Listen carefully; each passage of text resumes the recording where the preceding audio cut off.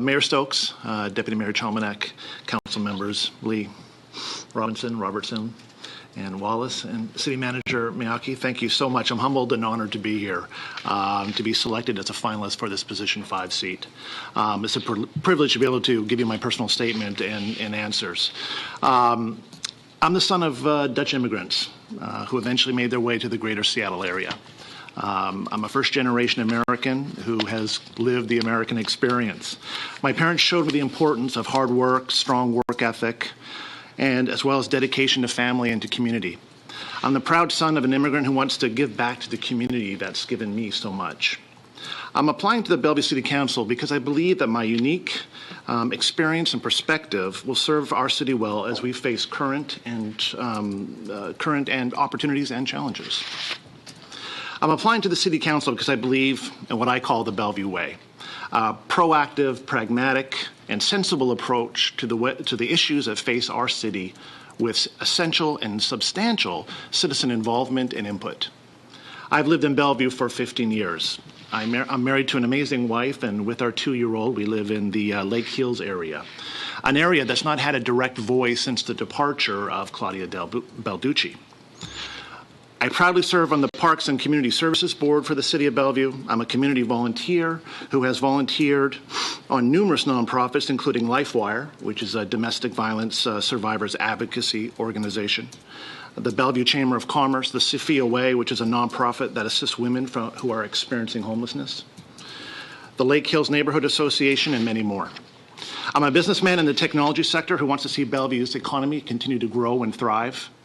I understand that innovative tech companies, what they want and what they need to attract the best and brightest employees to our great city. I'm also a cyclist and a member of the Cascade Bicycle Club, and there is a place for cycling across our great city and understand the increasingly vocal public demand for better non-motorized connectivity throughout our city. Most importantly, I'm an informed, engaged, compassionate, and independent leader who actively listens and interacts with the community and works to affect change and would represent all residents of this great city. I believe that we need to protect the character of our single-family neighborhoods and seek to find ways to reduce neighborhood crime and improve fire and emergency response services to keep our communities safe. My record of civic leadership and volunteer activity throughout the community and region make me uniquely qualified to serve as a council member. I'm prepared to work collaboratively with my fellow council members on behalf of all the residents of Bellevue to improve the lives of all the residents while still being fiscally responsible. Bellevue residents are proud of their city. The latest citywide survey shows that most Bellevue residents feel that the quality of life in their neighborhood is good or excellent. The City Council should take great pride in this work to date, but I believe there's such a tremendous opportunity to build upon these past successes so that we can maintain the quality of life in our city and the park. In closing, I know the value of teamwork and believe as a community we need to work together towards an even brighter future to live, work, and play. I will bring that same optimism, determination, and dedication to the Bellevue City Council. With that, I'll move to the 3 questions. First, the role of a city council member through collaborative leadership and governance.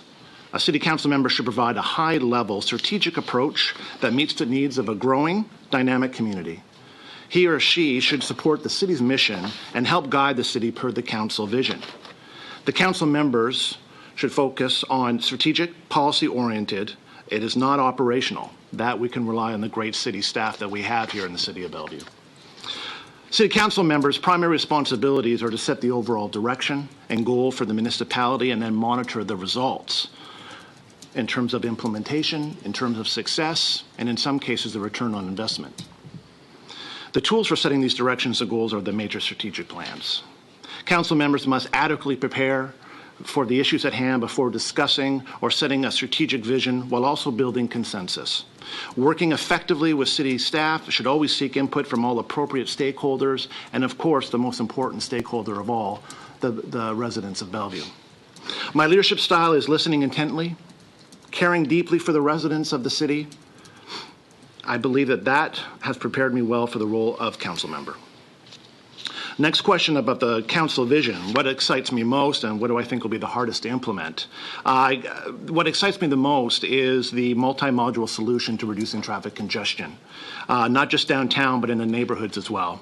The City Council has a strong record on transportation and its efforts to reduce congestion by providing everything from expanding or extending streets downtown to lane widening in Wilburton and installing smart traffic signals throughout the city has already shown to be a tremendous success.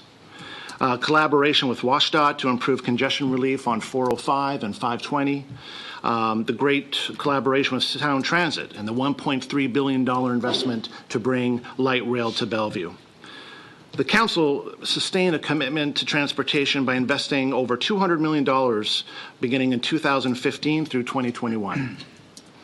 And on those transportation projects and maintaining existing roadways proves Bellevue's commitment to reducing congestion and improving mobility throughout the city. I believe that Bellevue should have a very robust transportation system by 2023. Lastly, the hiring of a transportation technology director shows the council is forward-thinking and may indeed be a model for the rest of the country to follow. Such things as automated vehicles and automated transit, something that we should always consider looking into the future. Naturally, being from the Lake Hills area, I always prefer some emphasis on parts of my neighborhood, which is 148th in the Victoria area, which I still think needs some congestion relief. Now, what is going to be the most difficult to implement? For me, I believe that something that I'm intimately familiar with, being on the board of two nonprofits, tackling the issue of homelessness. There's little doubt that working with regional partners to establish an East Side permanent shelter is necessary. Homelessness has always existed in Bellevue, but until recently has been largely invisible. Domestic violence, substance abuse, poverty, mental health issues, other factors are the root cause of homelessness. Unsheltered homelessness has increased on the East Side consistently over time. The proposed men's shelter as an emergency shelter and day center is one of the first key entry points for those seeking to regain housing stability and on the path to independence. However, no matter how important the need to address that pressing issue, we need to also provide exceptional mitigation from the impacts of that facility and potentially adverse effects to the surrounding neighborhoods, schools, college, and commuters alike.